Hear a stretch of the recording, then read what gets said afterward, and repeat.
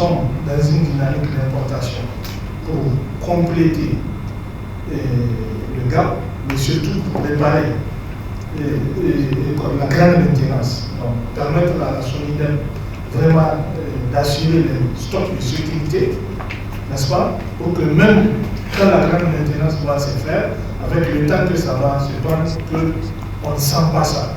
C'est ce que nous sommes en train de vouloir faire. Mais à partir de ça, on répand notre statut de pays exportateur pour pouvoir soutenir nos amis, nos frères, maliens, burkinabés, tchadiens. Nous sommes dans cette dynamique-là. Mais pour nous, ce problème, ça n'a pas sa raison d'être de persister au-delà de son cousin. Dans une semaine, tout doit devenir normal. Et nous prendrons toutes les mesures nécessaires pour que tout redevienne normal dans une semaine. Ça, il faut que cela soit clair. Mais il faut que certains de nous soient là. Et l'État agira sans état d'âme, je vous dis. Et je vous rapporte les propos du chef de l'État.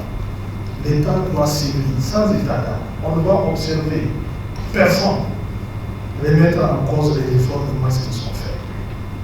Tout le monde connaît les prix des hydrocarbures à l'international. On ne va pas revenir là-dessus.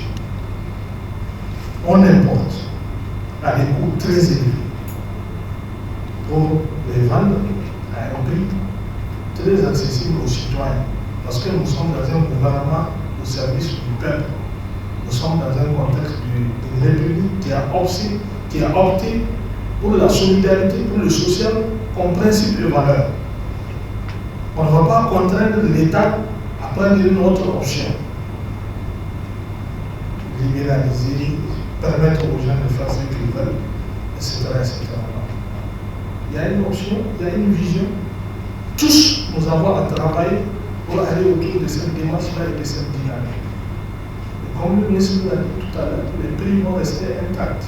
Il n'y a aucune manœuvre qui va amener l'État à décider d'augmenter les prix si l'État n'a pas décidé de le faire.